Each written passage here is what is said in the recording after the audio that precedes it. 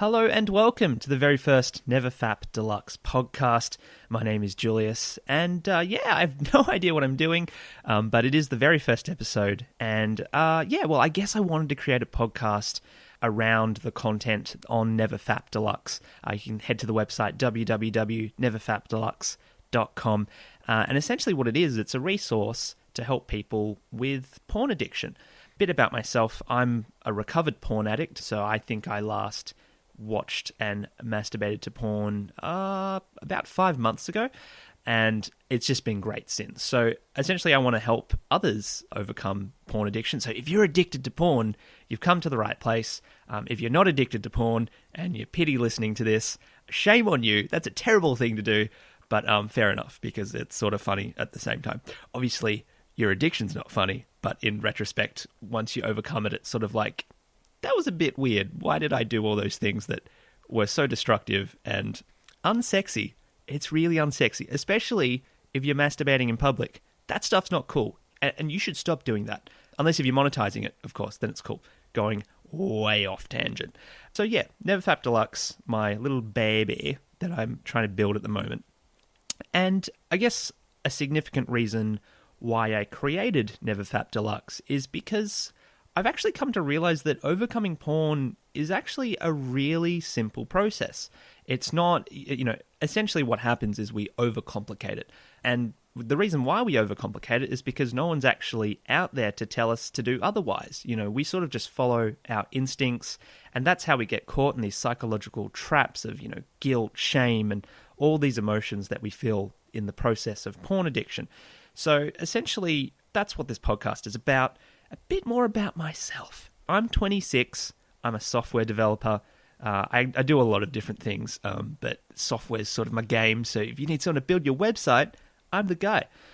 So I overcame porn addiction around 5 months ago. The exact date, 20th of October, 2018. So now it's like early Jan. No, that's not true. It's early 2019, March. That's correct. And yeah, it took me around 5 years to actually beat this thing. Although it's sort of questionable when you start overcoming porn addiction, because it's like you never really want to be an addict. So it's like the moment you become an addict, is that the point where you have started your journey, essentially? This whole idea of just being an addict and then no longer being an addict. It's hard to say. But I guess 5 years ago is when I consciously realized, okay, I need to do something about this, because I don't want to be an addict anymore. And, if you're an addict and you're listening to this, obviously you understand it's not great. So a bit more about myself. I guess I would describe myself as being highly ambitious. I'm very focused on self-improvement. I do the paleo diet. I weightlift 3 times a week. I cold showers, like you name it. Any sort of wanky productivity thing, I'm doing it. I type in Colmac. If you know what Colmac is, like I'm sort of very focused and geared on improving my life and ensuring that it's effortless, if that makes any sense. And definitely porn addiction was the very last thing that I managed to actually crack. It's just been great. Another thing that you probably might want to know about me is that I suffer from, I used to suffer from very poor mental health. Had a bit of a shit childhood growing up, sort of like single parent, tiger mum, but not a good tiger mum, like what's the equivalent to it? Like otter mum? Is that a thing? Okay, that was a poor analogy. But yeah, I didn't have like a great childhood. I was sort of like, I'd spend lunchtimes in the library alone because I had no friends. Like I had friends, but I hated people. I was like jaded and stuff. So I was that kid. I'm no longer that guy. Life's great. I've got like an amazing partner. We've been together for 4 years. Career's going great. I'm just really happy. And definitely overcoming my porn addiction was like just the icing on the cake. Like it has been just incredible. And I'll talk about that in a bit. So in today's episode, I want to talk about a few things. I want to talk about my porn recovery. I want to talk about my relationship with porn. I want to talk about how I struggled with it. Some of the consequences of that as well. I think that's very important to talk about how porn addiction changes you, especially growing up at such a sort of young age where you're just being exposed to porn and, to be quite frank, masturbating 3 times a day because, that's just life.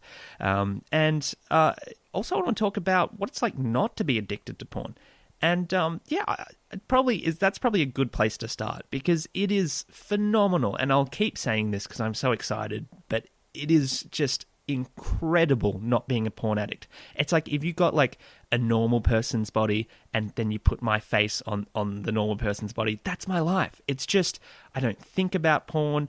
I don't crave porn.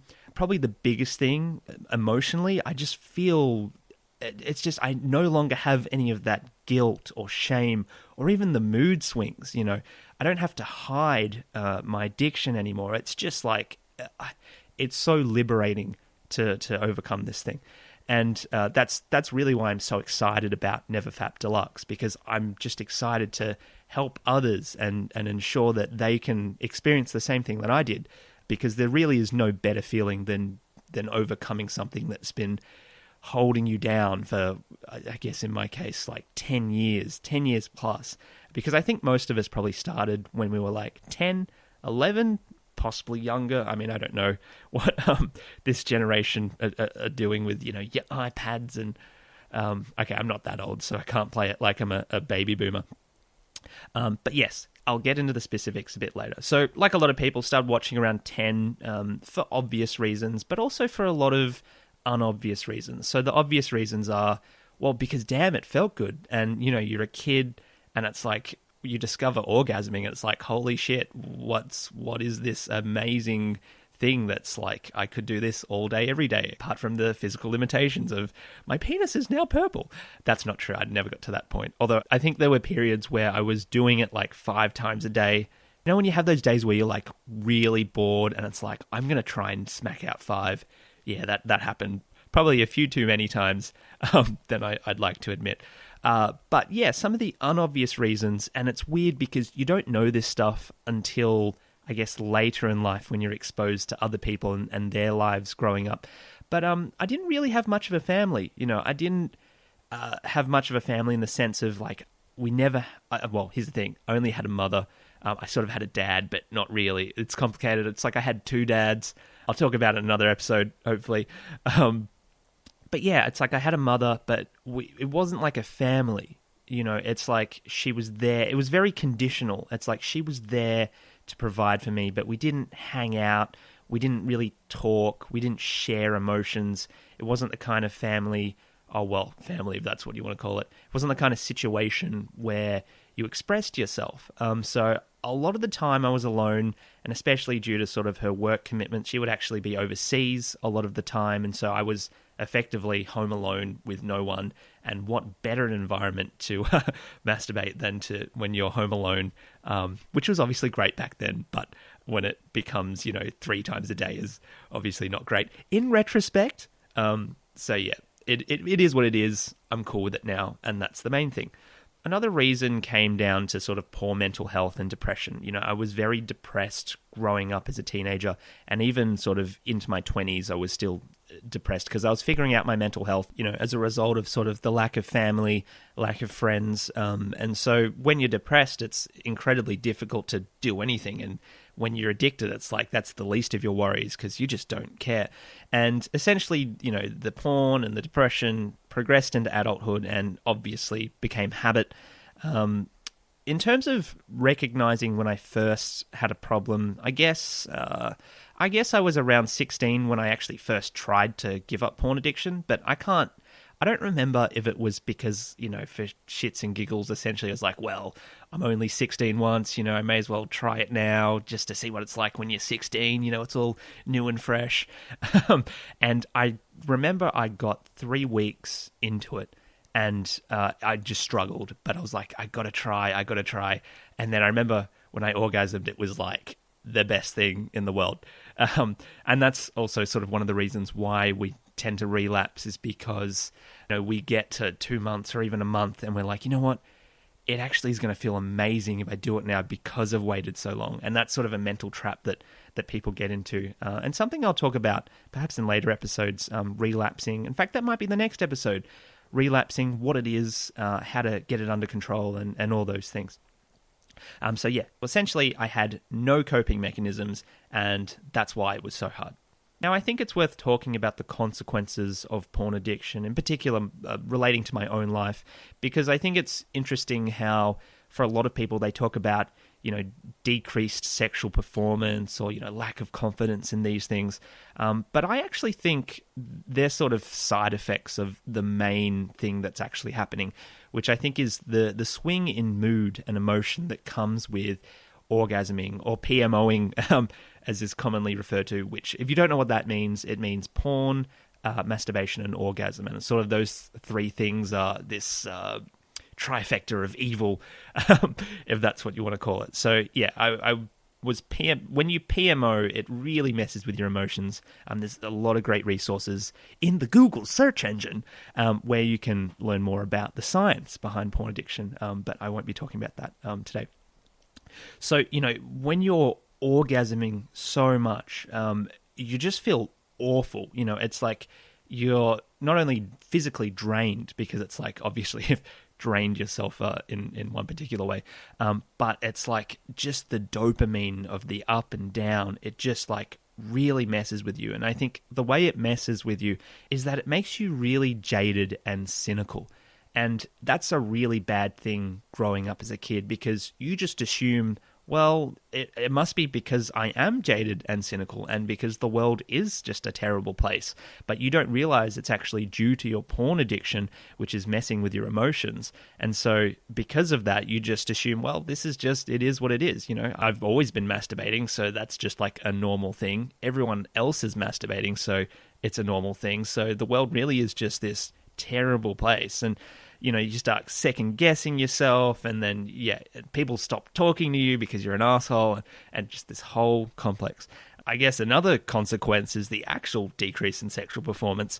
I remember I couldn't orgasm the first few times when I had sex. And in fact, I don't really necessarily think that's due to porn. I think sex is actually really hard if you haven't done it before.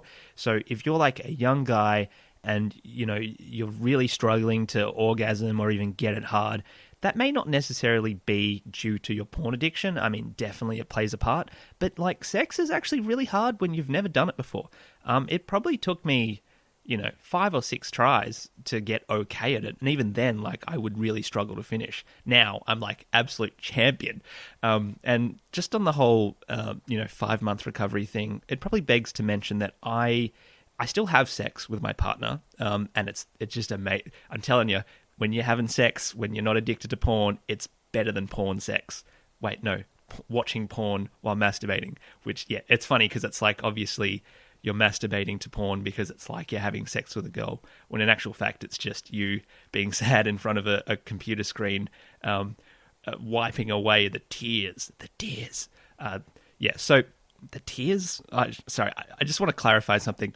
I don't cry when I masturbate, all right? Listen, I've masturbated to some awful things, but I don't cry when I masturbate. But point is, the sex is amazing. And back to that PMO thing. So basically, I will have sex, but I don't orgasm during sex. And I guess I'll talk about this in another episode, talking more about relationships. I might even get my partner on board and get her opinion. But the sex has never been better. I'm telling you, you've got to do this.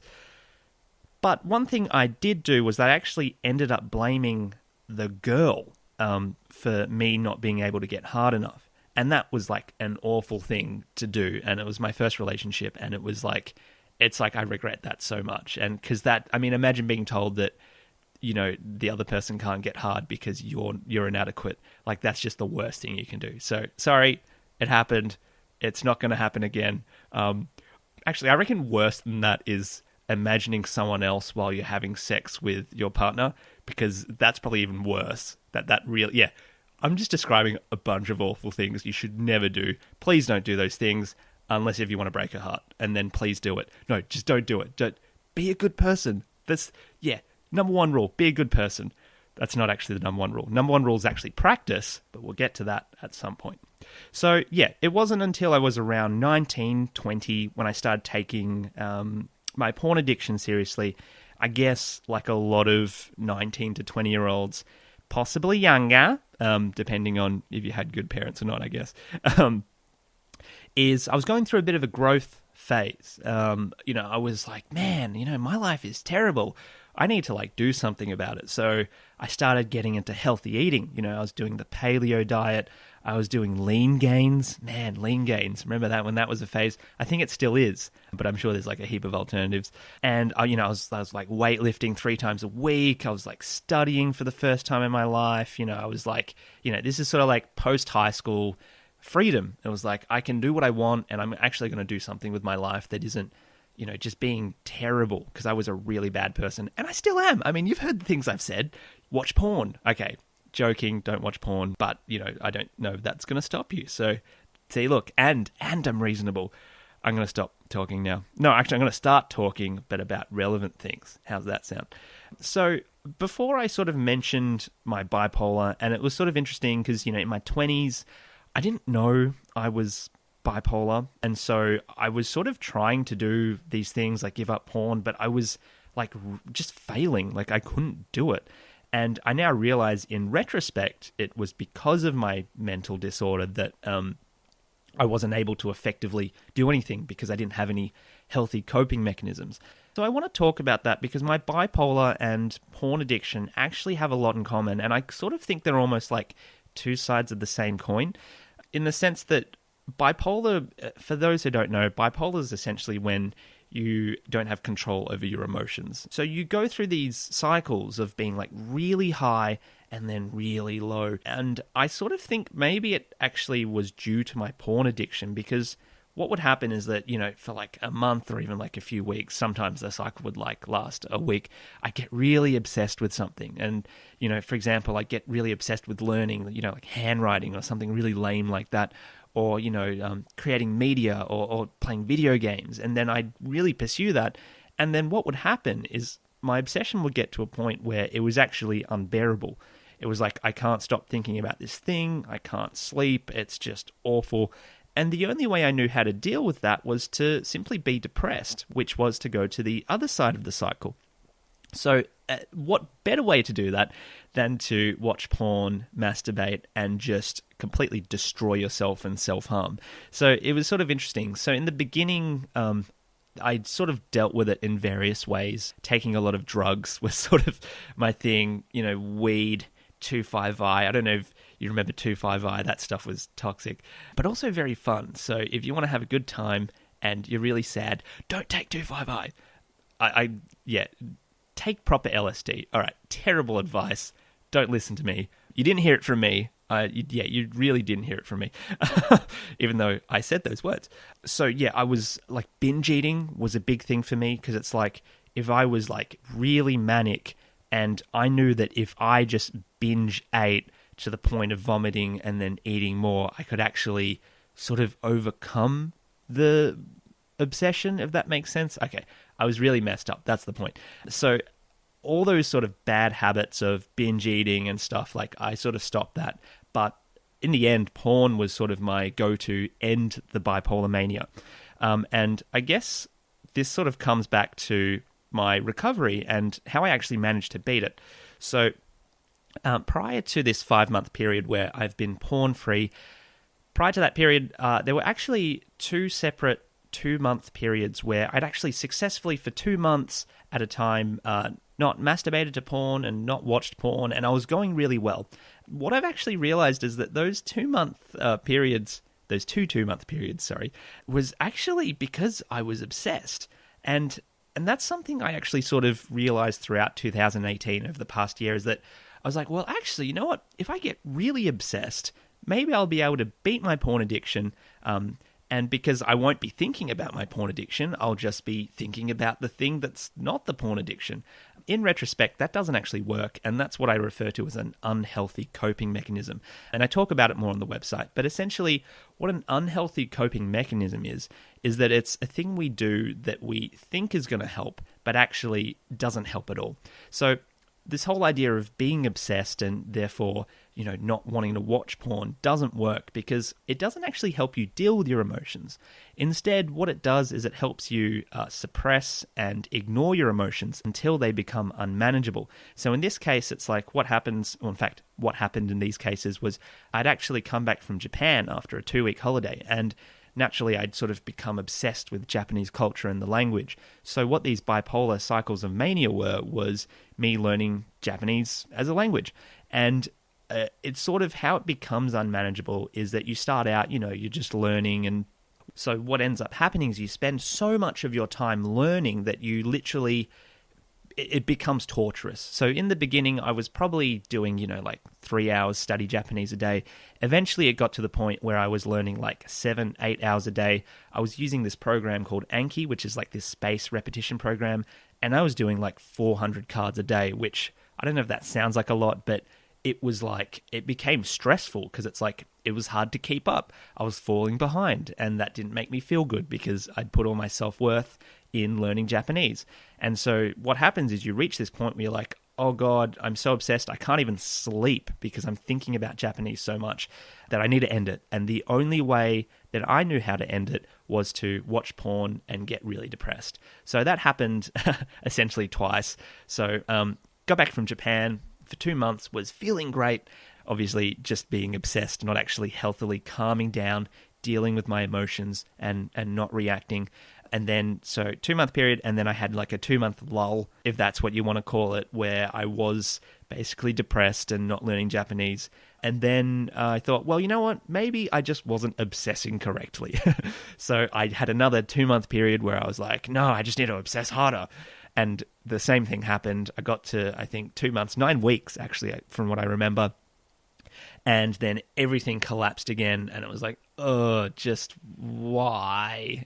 And so, yeah, so that 2-month period happened. And it was sort of interesting because within sort of that period, I still wasn't quite aware that I was bipolar. I sort of suspected it, and I sort of also thought, well, if I am bipolar, well, what the hell can I do about it anyway? Apparently it's, uncurable, which I don't actually believe is true. Well, I'll get to that in a bit. But apparently it's something you just can't really influence. It's sort of there forever.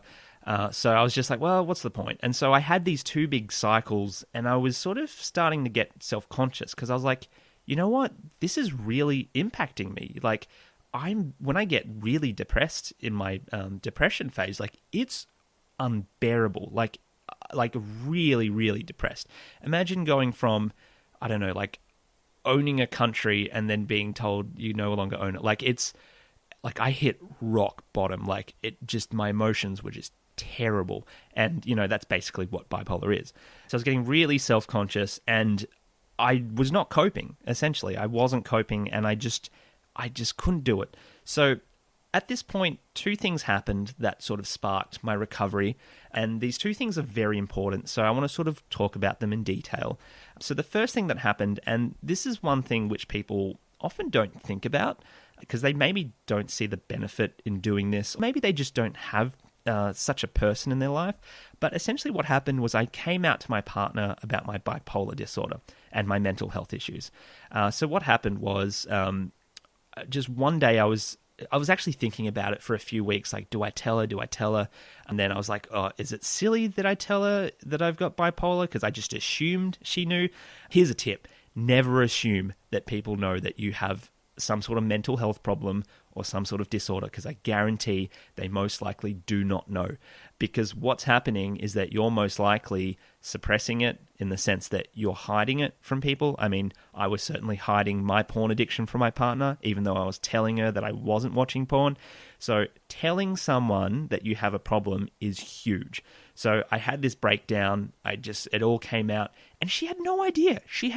And I was almost shocked. Like, I assumed that she knew. I just assumed that, when I was having a bad day, that she could just read me and go, well, he's doing this every 2 weeks, therefore he has some sort of, severe mental disorder. She had no idea. And so telling her was just, it was the most liberating moment in my life. This is going to sound weird, and I don't want people to take offense to this, but it was sort of like coming out.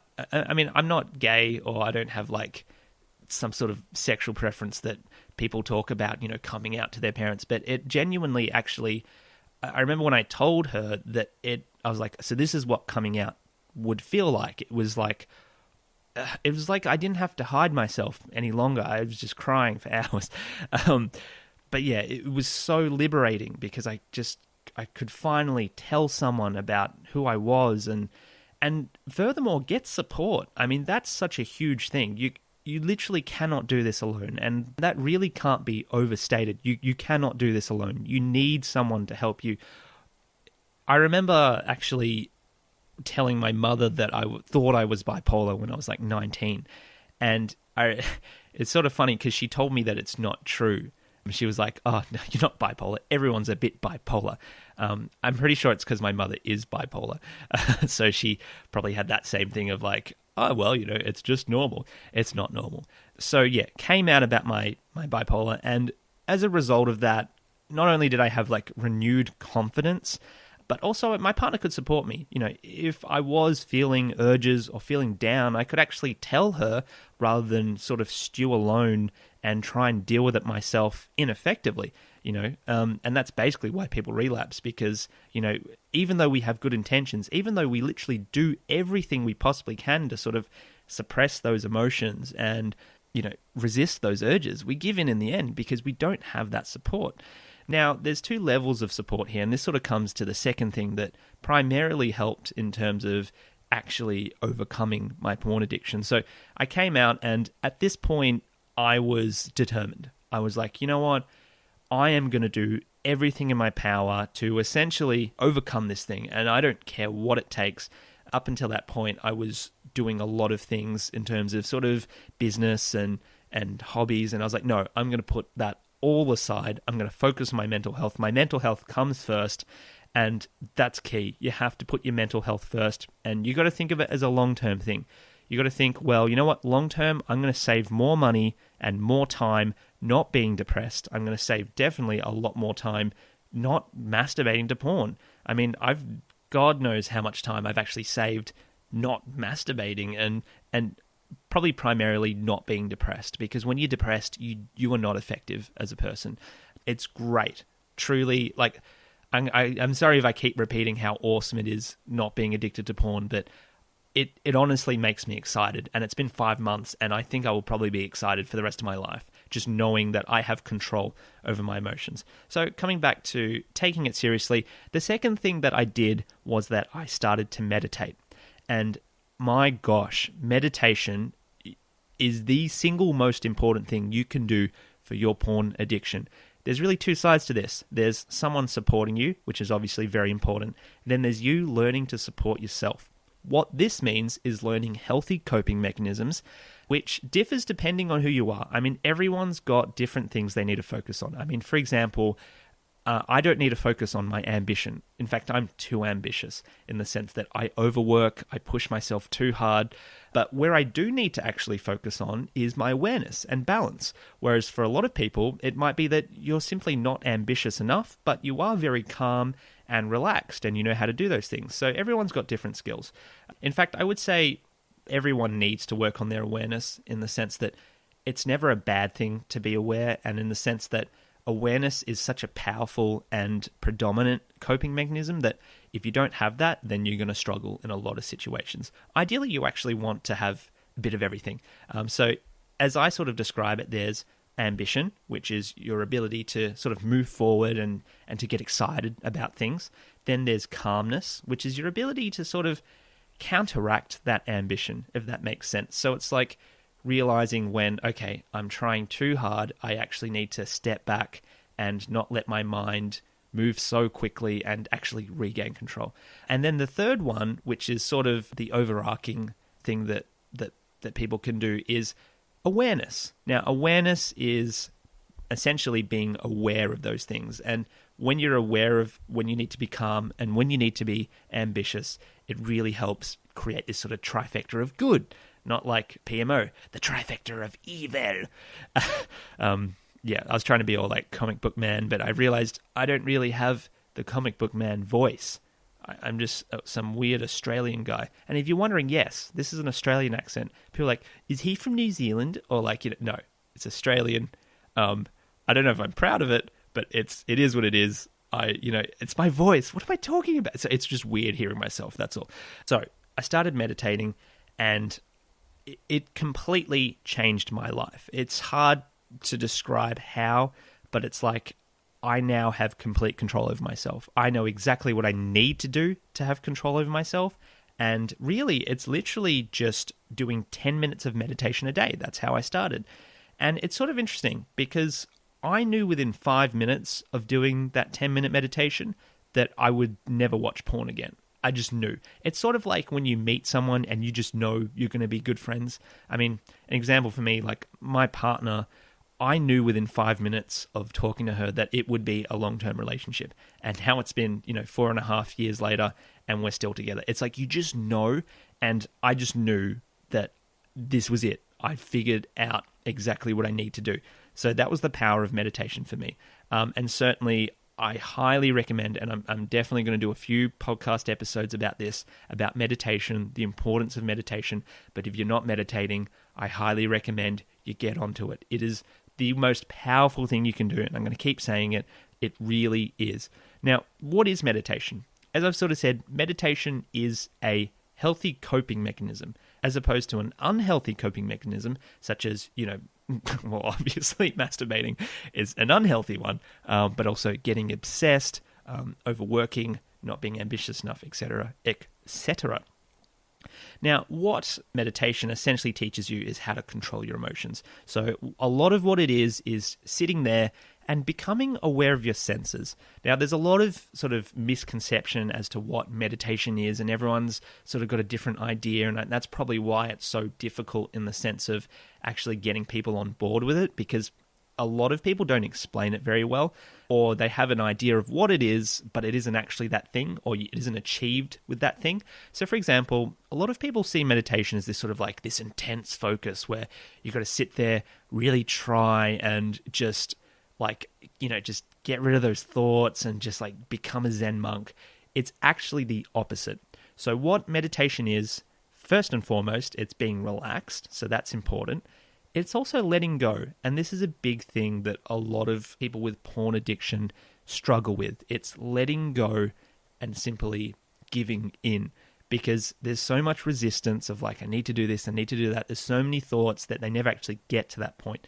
So an easy way to do this is to simply be aware of your senses. And that's literally all meditation is. If there's one takeaway that you get from this episode, it's that meditation is being aware of your senses. What does this mean? It means, what am I listening to? What am I feeling? What is that sensation, in my body?